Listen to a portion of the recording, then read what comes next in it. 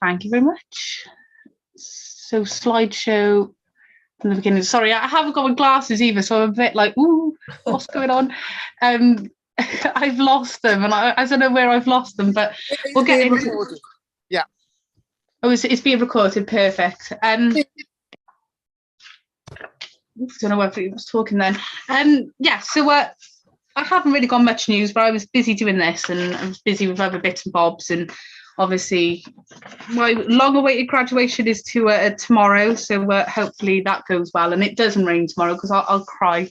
I will, because I haven't picked a dress that's warm enough.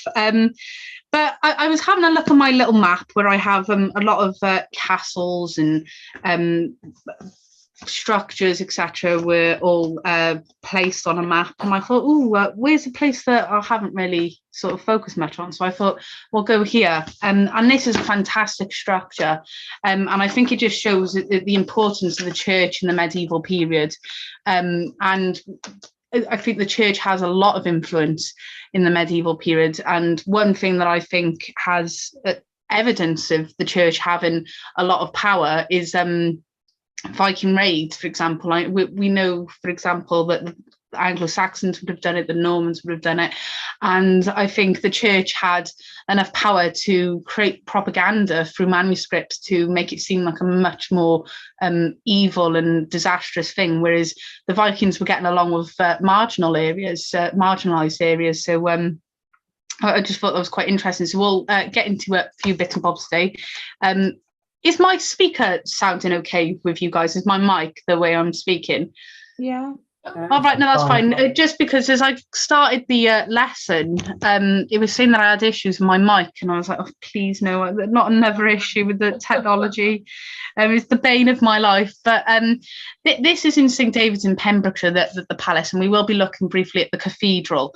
But it is one of the most valuable monuments of the medieval period, and there's lots going on here. You have the defensive aspect, you have the structure sort of alluding to a lot of wealth and power, and I think it also shows us a status of how important religion was, not just as defense or in the state, or but more important in terms of the community, how much they valued religion.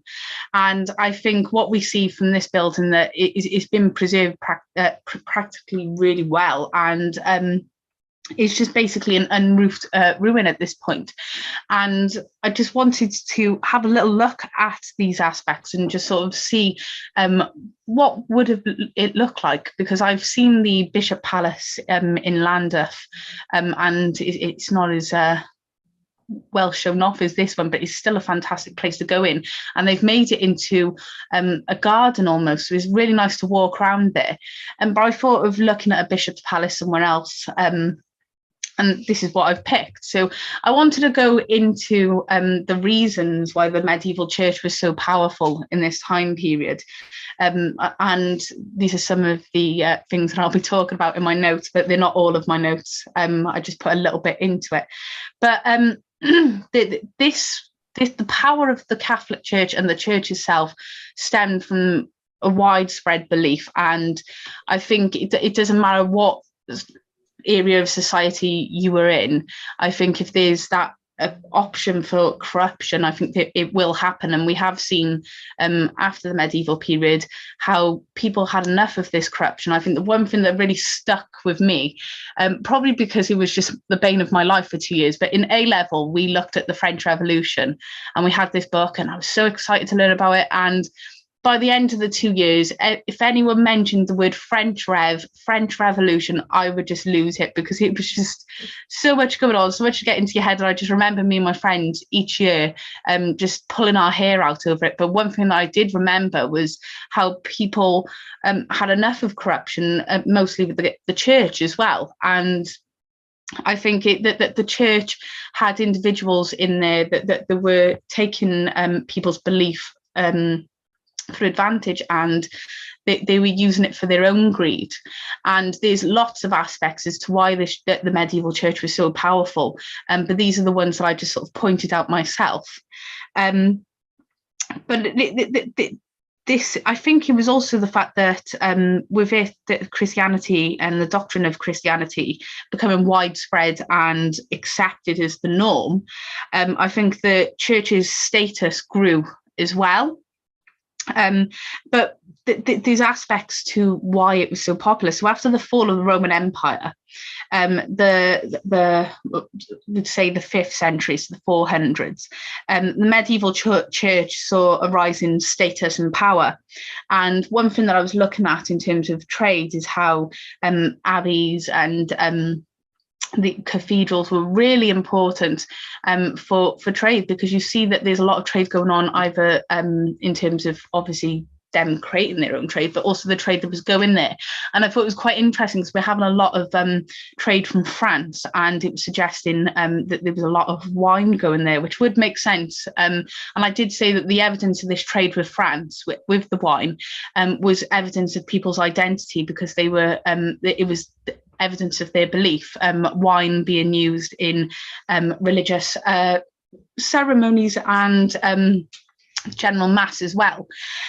But with the Roman Catholic ideals, the church in the medieval ages were seen intermediately between God and the people, as well as the idea that the clergy were so-called these gatekeepers to heaven. And it filled people with a combination of respect and awe and fear with these individuals. And I think that was where the issue was. I think definitely comparing how religion is to the medieval period to now, I think there was a lot of fear put into people during the medieval period. And I know some medieval theology has been brought over to today. I know a lot of medieval mystics that I've read have been quoted by a lot of religious channels, because I flick in the middle of the night on TV and I end up finding these religious channels. And I remember seeing St. Teresa of Avila actually being discussed. It was really interesting.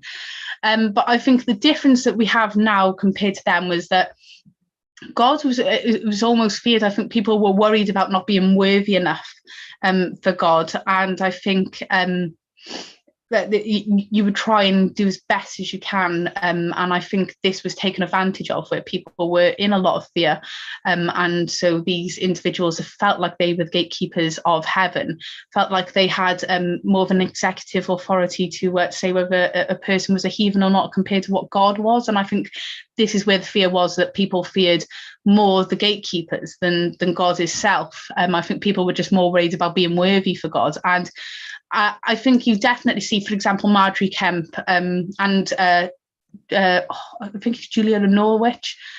She was an anchorite. That they had a lot of bishops and individuals in the clergy that really sort of made them an outcast and really went after them. And it showed that their power was really strong because, for example, Marjorie Kemp, she had a lot of people ridiculing her in the streets, and it was almost like an angry mob. And for these mystics, seeing that was just even more encouragement, because I think they saw themselves as Jesus as well when he was being mocked before his death. But I think you can see how, just through literature, the power of the church as well.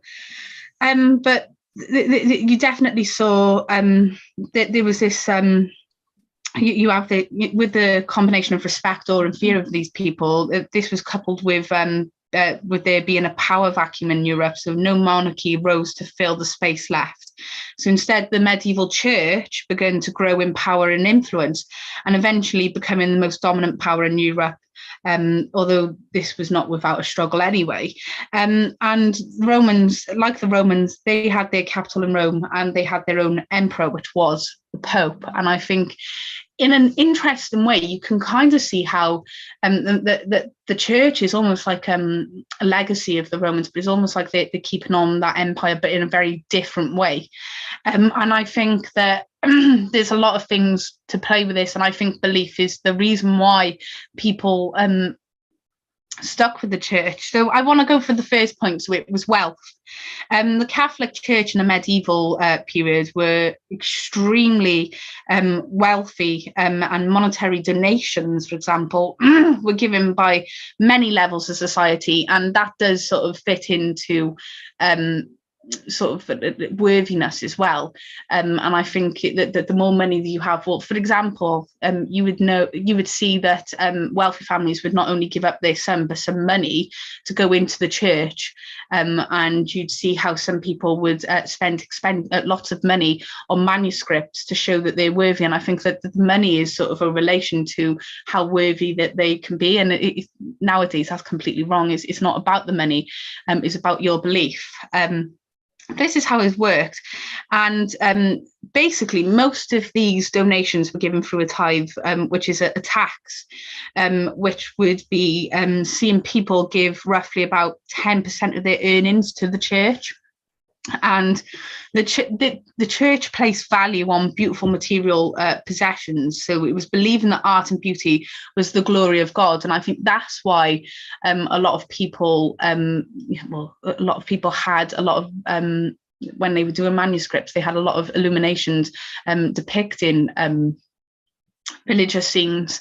And you definitely see how there's some fantastic ones, and you have gold leaf put into it. You can see that a lot of money's been put into it, and it's almost like they're putting money into the art, which is the glory of God. And it's not only that they're having a bit of glory of God, but it's almost showing that they're worthy. But churches were constructed as well by fine craftsmen, and they were filled with these precious objects, which would have reflected the church's high status within society. And this system was not without fault. Whilst greed was a sin, the church made sure that the financial profit made sure to financially profit where possible. And I think that's another important thing to see here, and a reason why people got fed up as well when we start seeing this radical change in terms of the churches throughout Europe, is that people kind of saw this hypocrisy. That and I think some people still argue that to this day, when the church are asking for donations, and you see that they have a lot of gold, etc., and all these fantastic things. And I think this is a reason why we get pushed into a belief where churches don't really have much art, where churches don't really have much fancy possessions, because it was hypocritical. And I think you don't want to be associated with that greed. But you also see that there's a sale of indulgences, papers which promised absolution of sin, yet to be committed, and an easier route to heaven. So it showed that this was very controversial. But we see with Martin Luther, for example, he later attacked this practice in his 95 thesis. But the church was one of the main distributors of charity as well at the time. So they were giving alms to those in need, and they were also running basic hospitals, which we have seen as well. And there was also temporary housing of travellers, and providing spaces and shelter and sanctuary as well. But I think just a lot of people just sort of saw that part of it. And I think although the church can be a bit problematic, I think in that sense, they did give back something as well. But the second point as to why they were able to be so powerful was that the education. So education, a lot of clergymen were very educated, especially in terms of Latin as well. And they knew how to write, and they had a lot of patience, I think, to write some of the manuscripts that they did, because that making a mistake, it would have drove me at the wall. And you can see how they've been able to patch them up. And I would like to one day look at manuscripts and just look at all the faults in them, because some of them, instead of putting more parchment in the bit where they've messed up, they've just sewn into it like a little flower, and it just looks really pretty. So I thought it was a very creative way of dealing with a mistake. But a lot of the literature came from the church. So, for example, the Luttrell Psalter, which is basically a Bible, which was commissioned by a wealthy individual. That was written by monks. So again, that's another aspect as well, that they were very educated. And those who entered the clergy, I think it gave them the chance to read and learn to read and write. And this was quite a rare opportunity in this medieval period. And I think that was another reason why some people push their children go into it. It's almost like going into uni at this point, but with a very highly regarded status to it. Monasteries, for example, in particular, often had schools attached, and you'd have libraries there, and they were widely regarded as one of the best as well. But education was a key factor in limited social mobility that offered in medieval society. And those accepted into monastic life also had more stable and more privileged life than the ordinary people as well. And I think, again, it just highlights their power. But looking at the medieval manuscripts as well, it's absolutely fantastic. And I love how they're able to portray some fantastic things like that. For example, the Luttrell Psalter was my favourite, how they were able to sort of portray music. And I think that's another way that they had power as well, how they could control what music. And I argued something. So basically, in the Luttrell Psalter, you have St. David with a harp, which was seen as a more, religious, it's more of a worthy instrument to God, whereas if you had other instruments, they could have been seen as quite sexual and lustful. But the harp was seen as quite heavenly, and even the voice, and it was almost like they were sort of encouraging people how they would listen to music and how they would produce music. And they encouraged, actually, in the back with some of the prayers, it was done as if it was a song. And I said that, for example, when I was in Catholic education, I was told that singing was better than praying because it was praying 10 times. And I wrote a paper on that, and it was really highly marked. But it was something that you can see how they could, had an effect. Hold on, I'm just going to have a drink. Oh, I didn't hear. I'd never heard of that. The Luttrell Psalter, Anne? I'd never heard that singing was more powerful than praying. Oh, it was something that my teacher always said to me, and it just stuck with me. And I didn't really think much of it until I was looking at the Luttrell Psalter. And basically, in the medieval period, the singing was obviously A-OK. It wasn't seen as bad. But it's almost like it's loud enough and more joyous that it reaches God better than just praying. Yeah. And it's more spiritual. It's like the sort of spiritual kind of realm, yeah, goes higher. Yeah, it's definitely. I'm glad I've been able to tell you about that, Anne, because it's really stuck with me. It's something that I haven't forgotten about. But yeah, it was definitely interesting to see how they also felt the same. It was just really weird that I could have applied what I learned in primary school to my studies as well. Yeah. But yeah, I think, again, it just shows how the church is able to control something like that. But we'll get to the next part. So community. Community is another reason why they were so powerful. So when we get to the turn of the millennia, so you definitely see how communities in society, they were increasingly orientated around the church, and churches were made of village communities, and the church was a focal point in people's lives. And there's a book that I have called A Time Traveler's I can't remember what it's called. I'll find it when we finish, but it's just by then I just can't see it exactly. But it's a time traveler's guide. Oh, it's a time traveler's guide to medieval England, and they talk about the structures. And for example, churches, with them being so high up, not only is it making you higher to God, but it was also a focal point where people could actually go towards, as they could see that more clearly than anything else. It was almost like it was a way that people could slowly walk and meet, that it was something that you could never lose. And it reminds me a little bit like what we have now. The modern day aspect of that is in Cardiff Uni, a few years ago, my friend actually put forward, you can see it from where I live. This is how crazy it is. I live on the outskirts of Cardiff, and you can still see it, but they have lights that go out like this for new students that get lost. So they end up going to the campus, and it drives me at the wall every Saturday because you can kind of see it in the sky.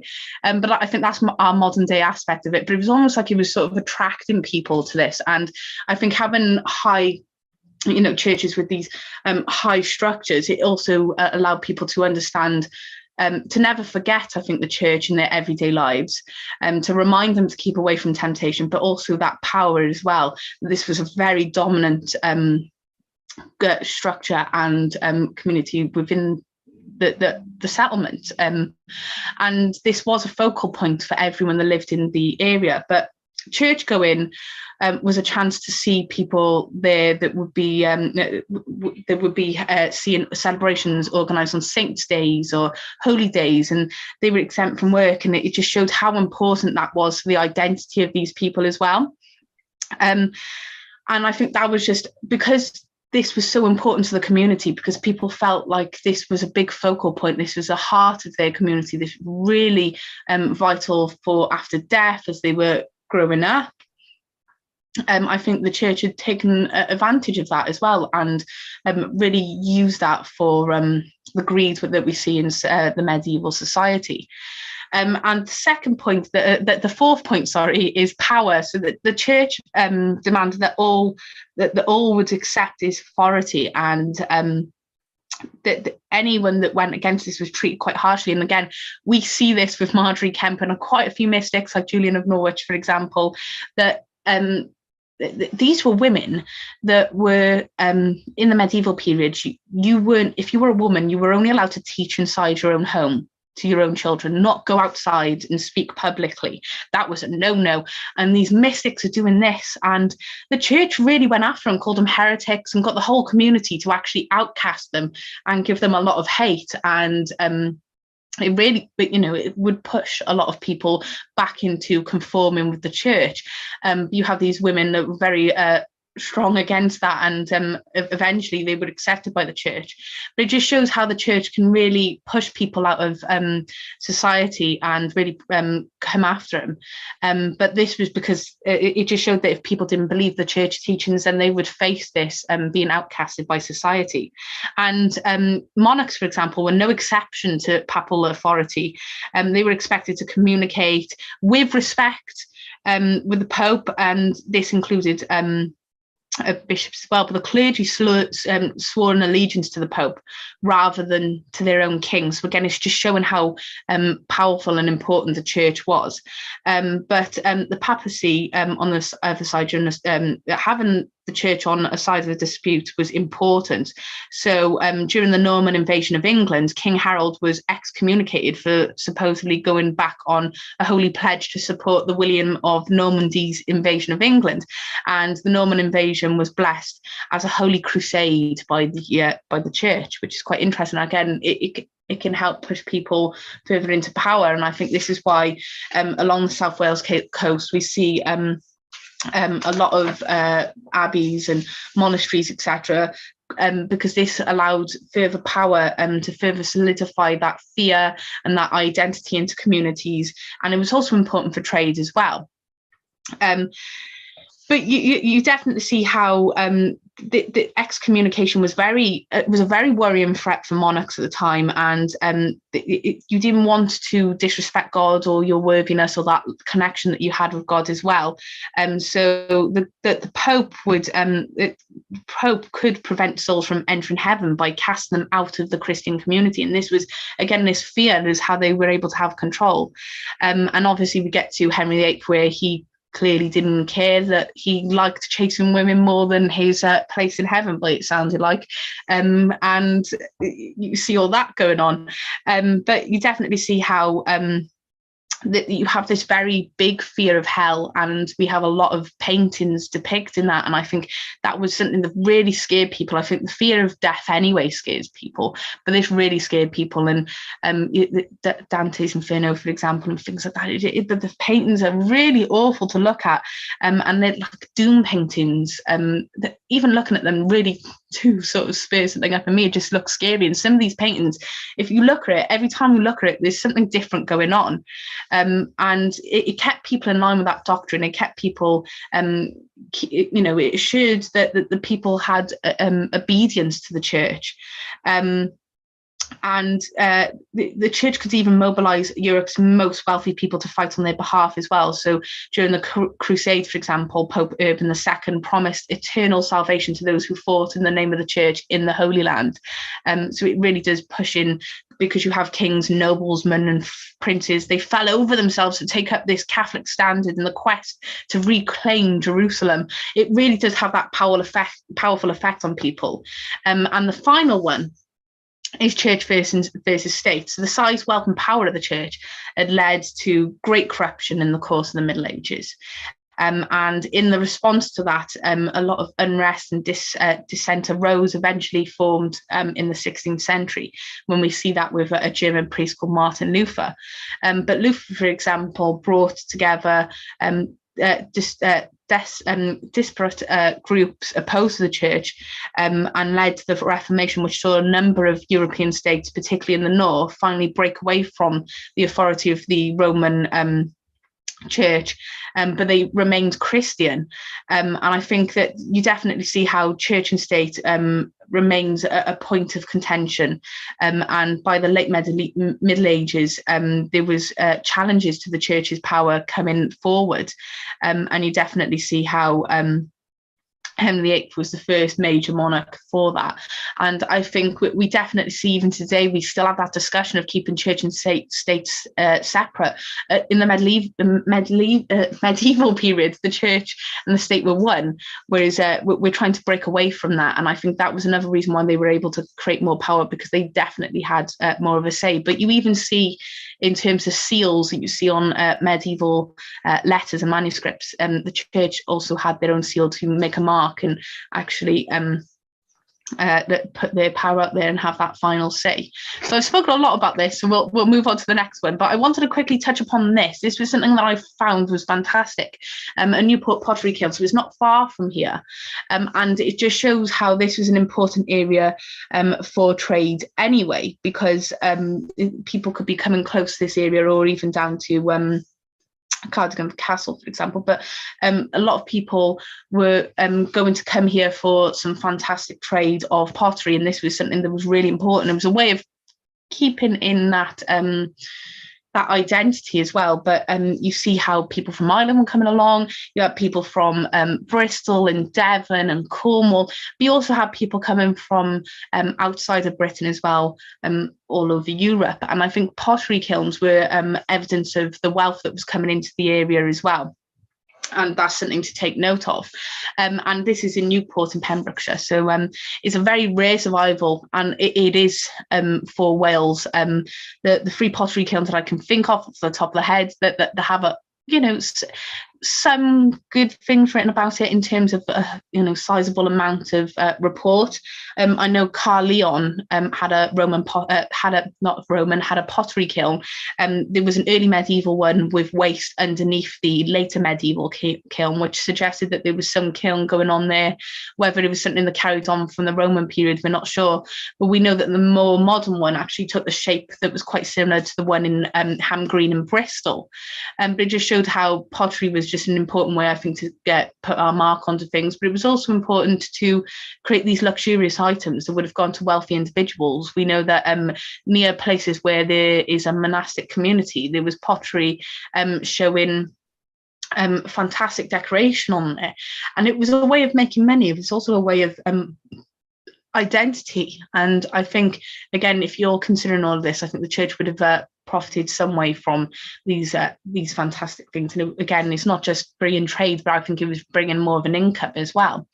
But this is absolutely fantastic. They found over 10,000 potsherds here, which have been washed and they've been looked at. And that's important, because looking at what sort of pottery there was there, you can actually make connections with, for example, any found in Ireland or along the South Wales coast or anywhere else as well. But there was pots and jugs being made here in different sizes, but it was also being exported outside of Wales as well. And I just thought it was quite important, because we see this early development of the industrial pottery production and the technology here. And I think it also shows the evidence of the sharing of ideas in terms of the movement of people as well. So I just wanted to make note of that, because it just showed that this was a very important area, especially having the kiln. So the top one there is the kiln that we can see now, and I think it is in a community hall or something like that. You can go and see it, but there's glass separating you, so you can't touch it. And the second image is just a recreation of what it could have looked like, and it's definitely a fantastic structure. I think for one to survive like this is absolutely fantastic. Newcastle Emlyn, for example, as well, is another place that had evidence of a pottery kiln, but this is the one that we know the most of, and this is the best preserved one. And I think it's just highlighting how this area did have some trades, some luxurious trades as well, which would have brought in some goods. And I think it also explains why we were having wine coming from France here as well, because it would have been good trades for wine, for possibly some pottery or things like that.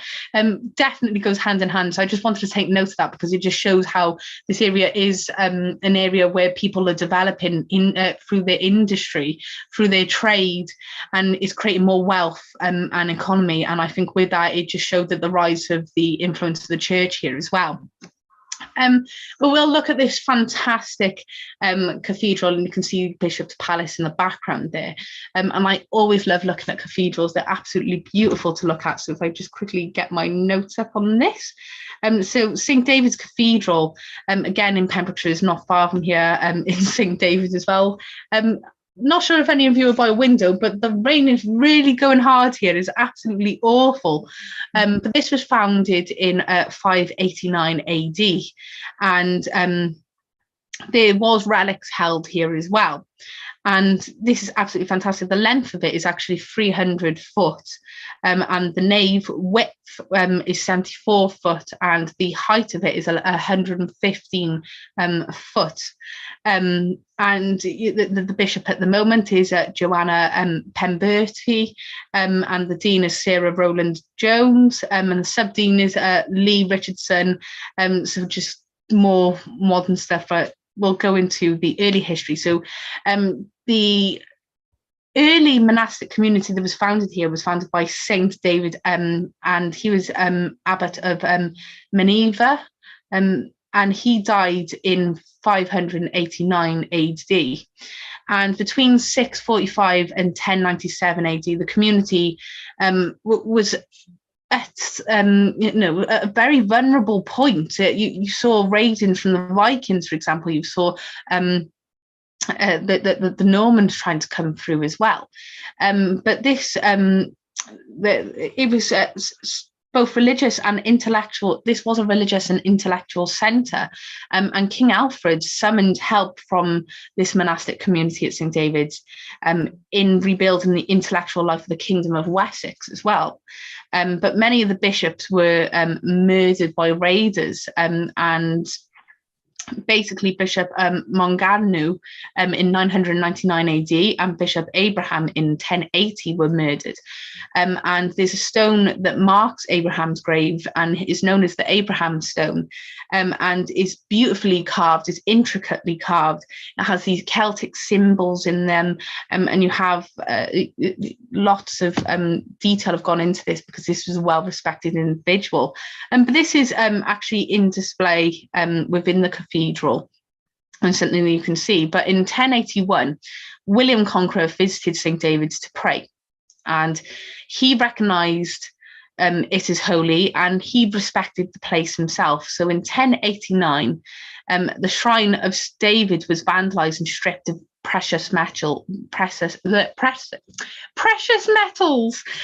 1090, a Welsh scholar, Cyfrigfarch, wrote in his Latin Life of David, highlighted David's sanctity and beginning almost like this cult-like status that he had achieved.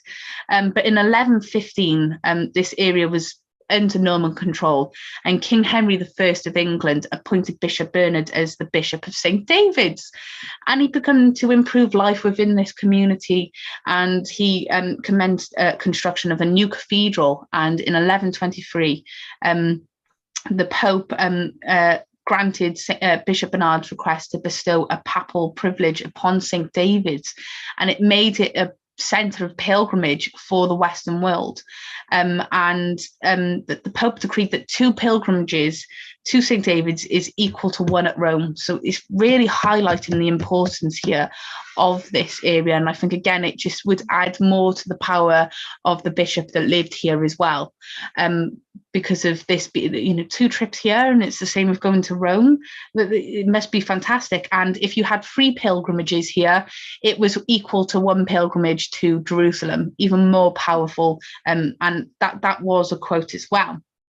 So the new cathedral was quickly constructed because you want to have this power, you want to exert this over everyone. And Bishop Bernard consecrated it in 1131. And Henry II of England, he had a visit here in 1171, following of David's increase in the need for a larger cathedral in the area. And the present cathedral, begun in 1181, had not long been completed, but the new building was in its infancy, and there was a collapse of the new tower in 1220, and there was even earthquake damage here at 1247-48.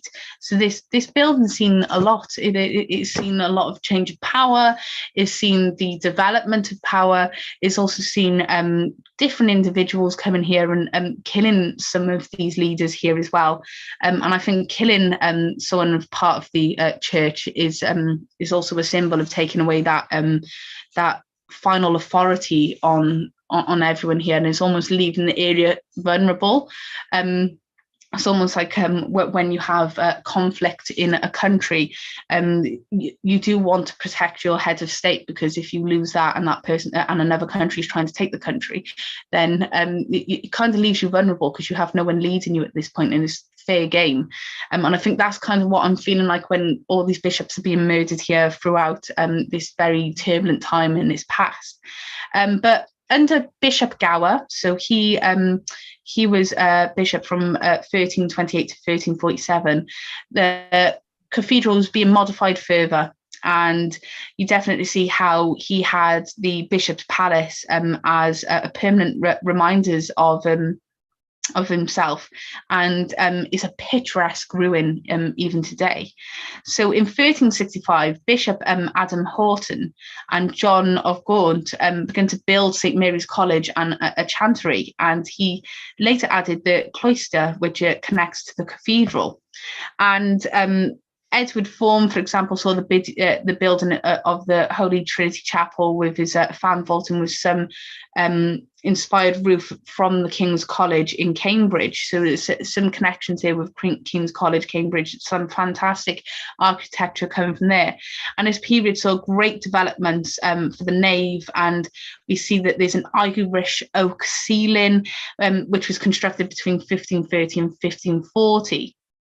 But this has got a very long history to it, and definitely a symbol status here for all of the individuals who live nearby. So the Bishop's Palace, so this is a very poor image that I have. I apologise, it looked better when I managed to put it on there. But this saw many major events throughout history. So if I just quickly get my notes up. So St. David's was founded by David, obviously, and we talk about how he was the patron saint of Wales. And in the second half of the 6th century, a small monastery convent was made, and lots of monks lived there. And by the 11th century, St. David's had grown into this very important place of worship and power. It was a scholarship centre, and this was despite the Viking raids. And the reputation of St. David's was so great that at the end of the 9th century, like I said, King Alfred was brought from here by monk Asa, who helped rebuild the culture of the court of Wessex after destruction from the Danes. And in the second half of the 11th century, St. David's was the seat of Bishop Sullan, which was the most outstanding Welsh scholars from before the Norman invasion, and his son became the author of the oldest surviving life of St. David's as well. And what I thought was quite interesting with all of this is that we've seen how the cathedral was important, and this is further showing the importance and I think the wealth of the bishop as well. And like I said, the Viking raids destroyed St. David's, but we had 2 bishops died because of this. But living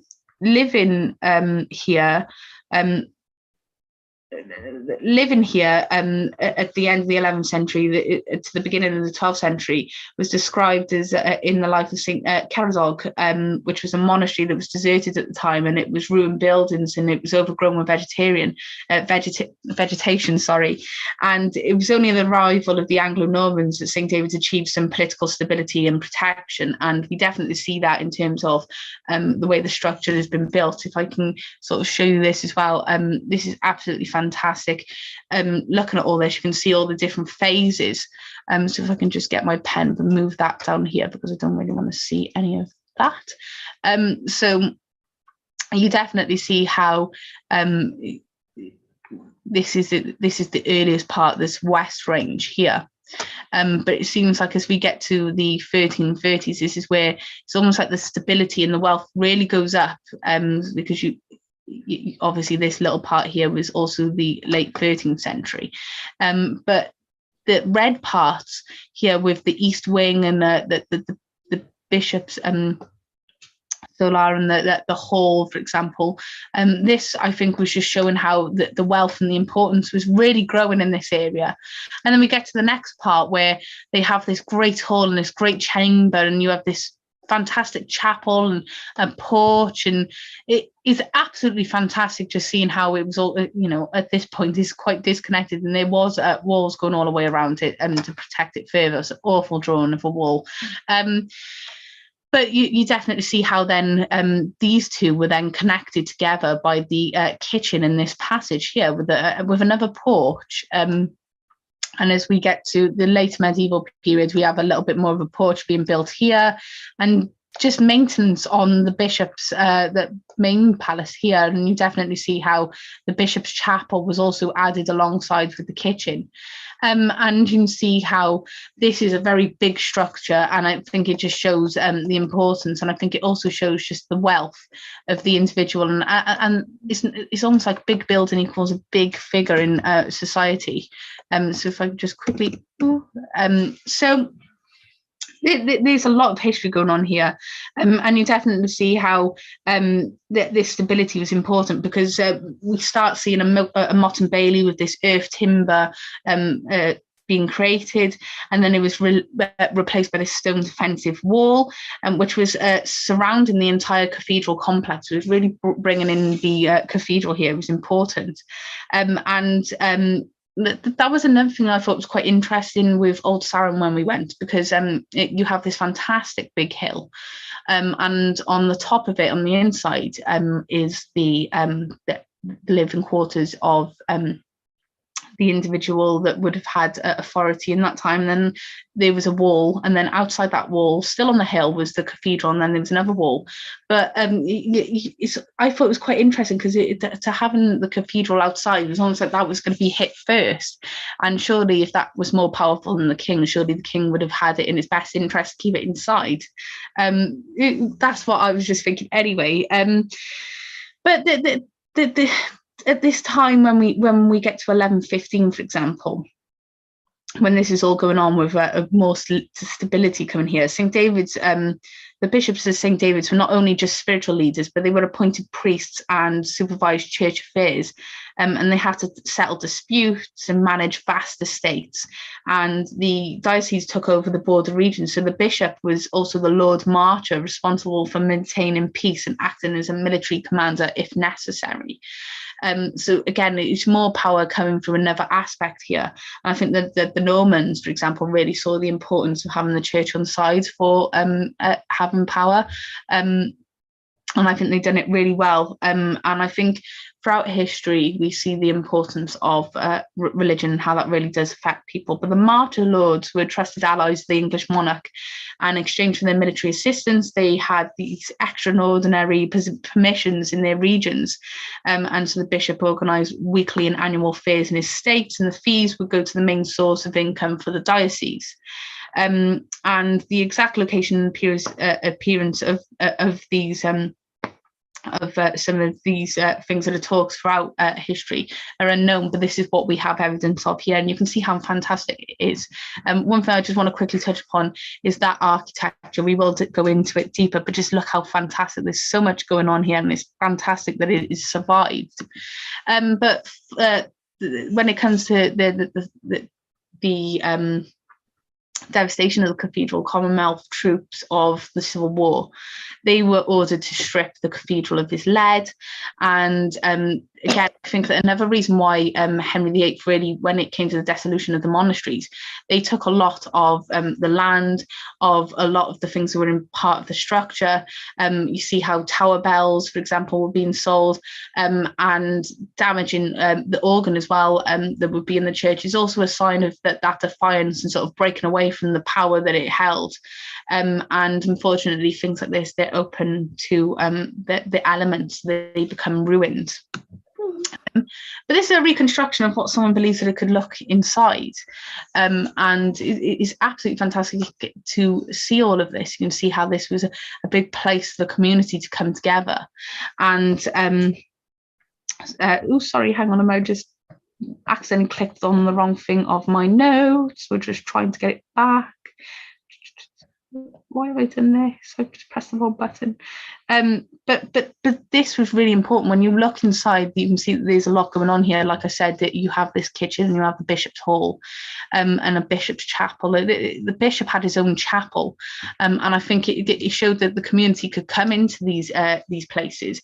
It was a place for the community to have connections with this this bishop that was living there, and I think it also just showed how he was accepting other people. And I think it's just signs of a pilgrimage to have people here with this great chapel that was there, but that the bishop had his own one. And I think, again, that just looking at that through the structure is important, because it just shows that he has a different relationship with God and he has to have his own one. But there is a gatehouse as part of this as well, which we will talk about in deeply. But just looking at this, you can see how this would have been an area where you would have had storage and where you would have had food. And it seemed like the more wealthy individuals were on the top floor, and the bottom floor was for the workers. And you definitely see how the bishop had a private chamber as well, and you definitely see how this building was quite complex to actually put forward. But when you look inside, there's evidence of some fantastic sort of architecture, which we will go in further. But you can see how this would have been a place to, again, I think show off power, but I think it also leaves a message with everyone as well. And the reconstructions that you can find online are absolutely fantastic. They would have been wooden ceilings, for example, and there would have been windows from the courtyard, but they were blocked. Those windows from the courtyard, they were blocked, and you had these fantastic staircase, and it was just a place that was just showing off this wealth. And you see how this is a very irregular layout as well, from what we've seen with that map, because of there being older buildings into his walls as well. But like I said, lower parts with storage.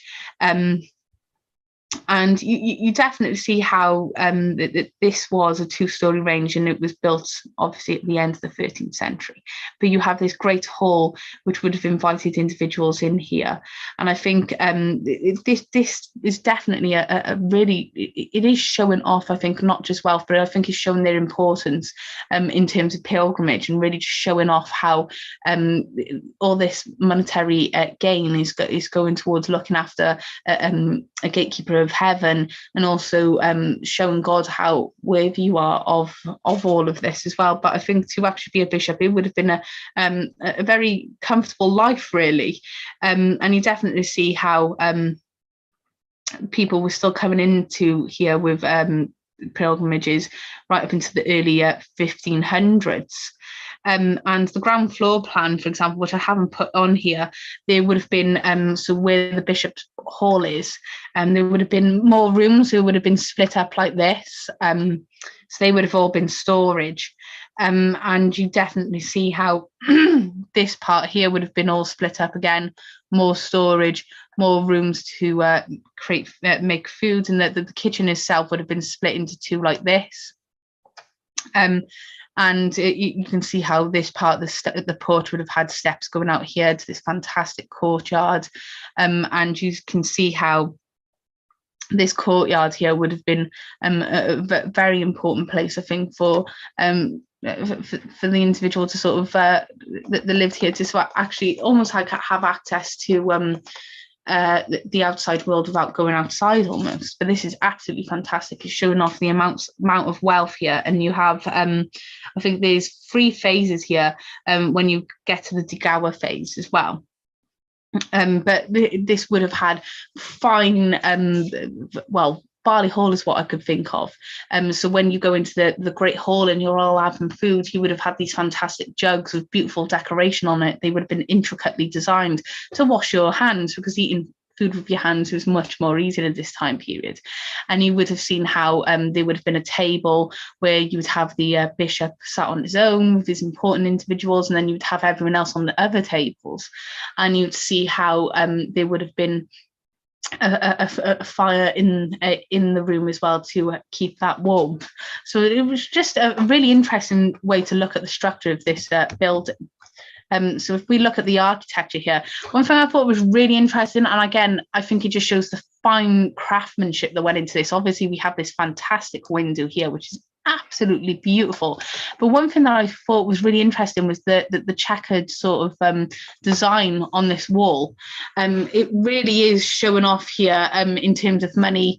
And again, it just shows that the power of this individual, the status, how fantastic it absolutely is. That you would have seen how it would have been whitewashed, and you have these fantastic archways to the door, and you can see how for example, there would have been statues in some parts of these walls as well. And it's just showing off so much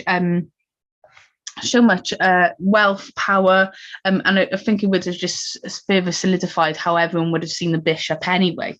But after the extension was carried out in the first half of the 14th century, it was Bishop Henry de Gower, which had 3 main ranges on the south, east, and the west sides. He would have defined a spacious inner courtyard, which was enclosed by the north defensive wall, and the entrance to this area led to the northern 4 sides of 3-storey gatehouse at the end of the 13th century. But the distance, the wall surrounding the entire place, complex with gardens and orchids, connected to the outer defensive circuit protecting St. David's as well. So they really used what was going on around them, and the entire cathedral complex was surrounded by a 1,100 metre long defensive wall equipped with battlements, and there would have been 4 gates that would have led into the boundaries as well. And next to the old you can see how this gatehouse was very central. There's a large passage and a smaller pedestrian gate as well. So that we see here in terms of, why is it not working? So this gatehouse here would have just been what would have seen who would have come in and out here. This was the part of the defence of this structure.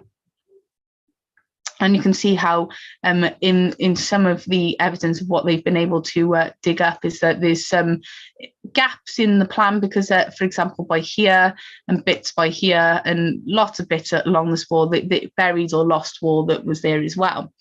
But this is fantastic ruins, and I think it does hold that status of being one of the finest in Wales. But looking at the architecture, it was really trying to show off, if we can go into another image here, really showing off here in terms of the amount of money and power that the church have. And I think that was another reason why the church was able to push for more power, is through their buildings. It really was a symbol here, having it next to a cathedral. It just highlights the the importance of the church and what they were able to gain from individuals. But I was just really amazed to look at that one wall. It was absolutely fantastic. Again, would have been shown fantastic trade, but I also think with trade, that movement of ideas, I think this comes into play with this as well, with that fantastic craftsmanship of the masonry. It showed that you would have had people possibly coming from Ireland or coming from England or coming from another part of South Wales or North Wales. They would have had great skill in all of this to actually put this through. And you see that. Go on, Anne. I was going to say, or France. Or France, that's another one as well. I think that would have been a fantastic connection as well. But when you have a movement of people, you do have this sharing of ideas, and I think that's why we see the Carl-james pottery kiln being very similar to the Ham Green kiln, because it was that movement of ideas, and I think it also affects the identity of the community that's living around there. But I was just really amazed to see that the checkered stonework there. The window itself was fantastic, but is this the gatehouse? Is this the gatehouse? Yes. Oh, yeah. So this is the first thing you'd seen. It's really good. It's really nice. Yeah, you would want something that was really impressive, I think, to be seen when you first come in, because it really was sort of making that statement, really. And I think from what I could gather as well, other parts, such as the Great Hall, would have had some fantastic examples of statues, and even more fantastic examples of craftsmanship within the stonework.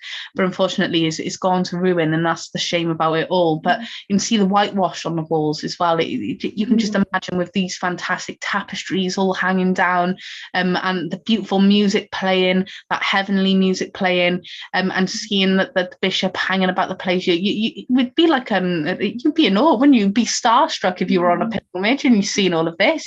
It is, if you went here 3 times, it would be like Jerusalem. If you did come here twice, it would be like Rome. And I think it just shows how important this area was. And I think it does show the importance because of how close it was in terms of the Irish Sea, and also in terms of anyone else that was using that sea area to actually move about as well. So it's not just anyone in Britain, but it's absolutely fantastic. And looking at the evidence of things left behind, you can definitely see that this was something that was speaking volumes. And this is a place that would have had there's more to it than Land of Cathedrals once. You can definitely see how I think it is this working with stone. It was really it was not new, but I think it was something that we were going back to. I think we wanted to really go hard into what we could do with the stonework.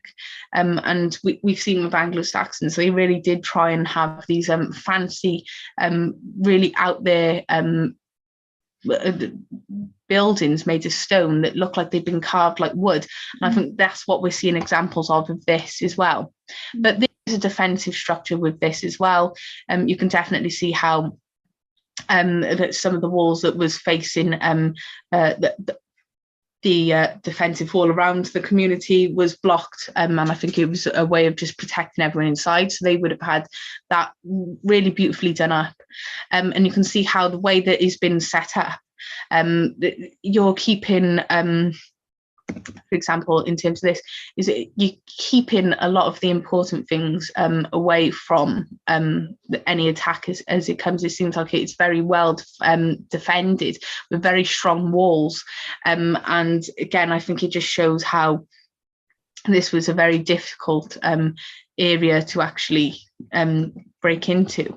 But I think this is definitely an important structure, the Bishop's Palace, because it just shows how the church was able to further grow in its power in the area. But it just highlights the wealth, the power of the church, and with the defensive walls and these beautifully decorated rooms, I think it does make sense to assume that this was a place of wealth and power, a place where people would have been in awe and would have feared, but also would have respected. And you see how this has brought forward a lot of monarchs as well.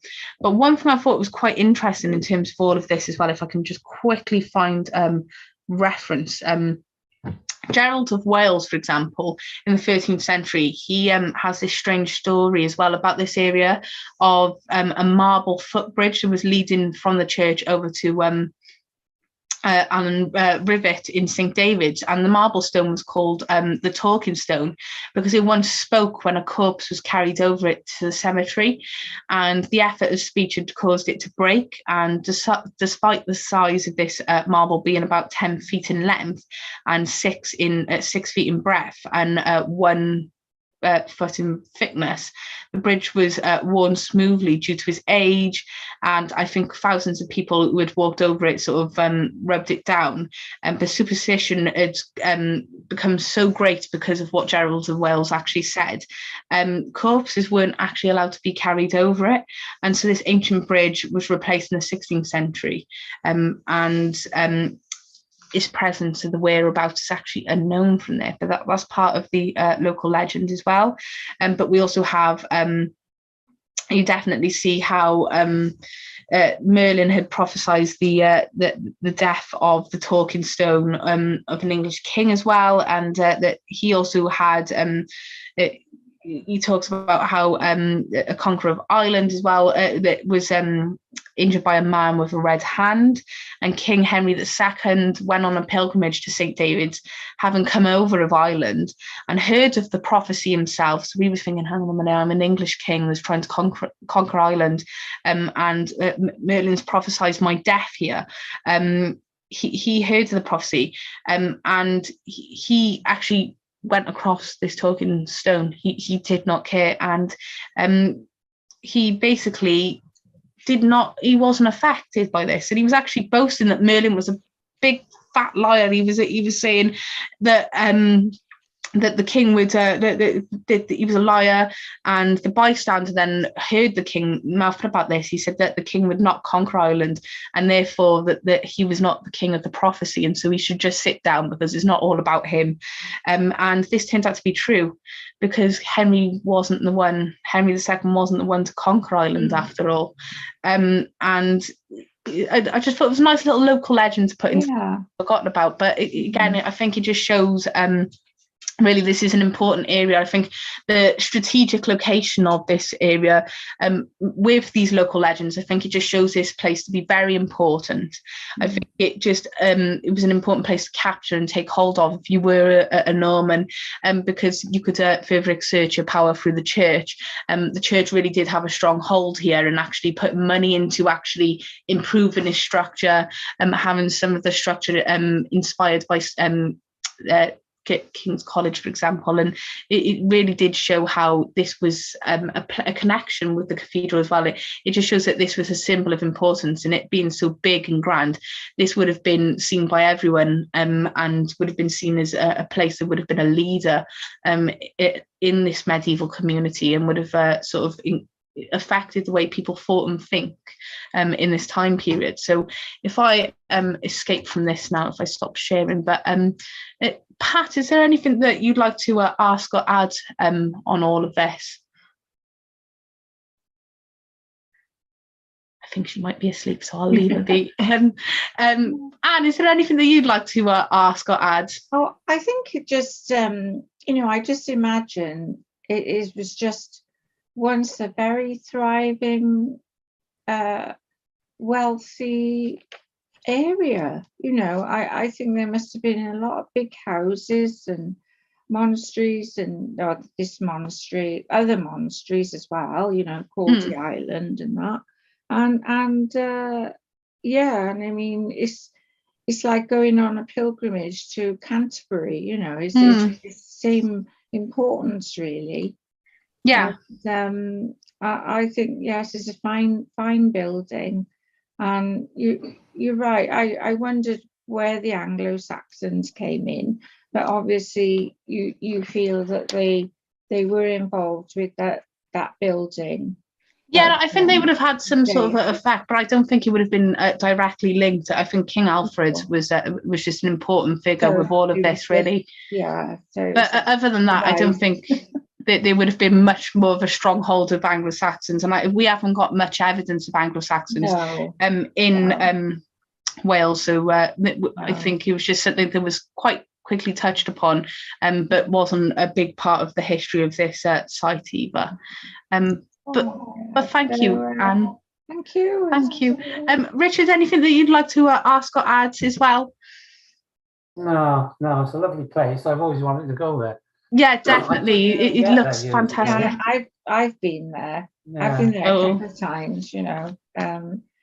It's just nice to know more about it, because I never had any patience, you know, to go and look at the signs and, you know, the tour book and things. I just walk around, you know. Yeah, well, it's nice to do that as well, isn't it, Anne? I think you get a different perspective on everything there as well. But it is good to hear the history as well, you know. It's good, and you know, there's a lot more in Wales than we imagine. You know, great things and small things, you know. It's and of course it probably was in the Normans. It was in the parish of Dublin. You know, it might have been the parish of Dublin to Llandaff. You know, that was all one kind of parish at one time, but I can't remember when. Probably early Christians. Yeah, but no, thank you everyone, and that was really interesting as well. Thank you for that, Anne. And thank you everyone. I'll see you next week. Pat, you're awake, so is there anything that you'd like to ask or add quickly before we leave? No, that was great. I did appreciate it. Yes. Is that right, Pat? Get yourself rest. I know you have a lot going on as well. I don't know how you do it. The baby tomorrow, yeah. Yeah, take care, everyone. And have a lovely day tomorrow. Thank you, Anne. Yes, thank you. Have a great day. Congratulations. Thank you. Okay. Bye. Take care. Bye. Bye. Bye. For everyone who's watching, if you did enjoy that, please give us a like and a subscribe. It really does help us. But you can also get involved with our discussions as well via YouTube, and we'll happily reply back to those questions in the next video that we do. And I teach on a Wednesday at 7 o'clock, right up until 8 o'clock, possibly 8:30, depends on how things go. But Carl does a lesson just beforehand. If you enjoy listening to 2 hours of us talking, then you're more than happy to join. But please like, share, subscribe, comment. It really does help us, and we really do want to get the history of our fantastic country and other countries around the world out there. I think archaeology is really important to understanding culture and identity, and it's just really interesting to just see how others would have lived and trying to relate it back to you as well. So anyone who's watching, good night. I'm Jess Moultrie, and have a lovely day. Well, evening now, but have a lovely day tomorrow, and hopefully you subscribe and you like this, and there will be more tomorrow. Not tomorrow, well, there will be more tomorrow, but you'll see me next week now. So take care everyone.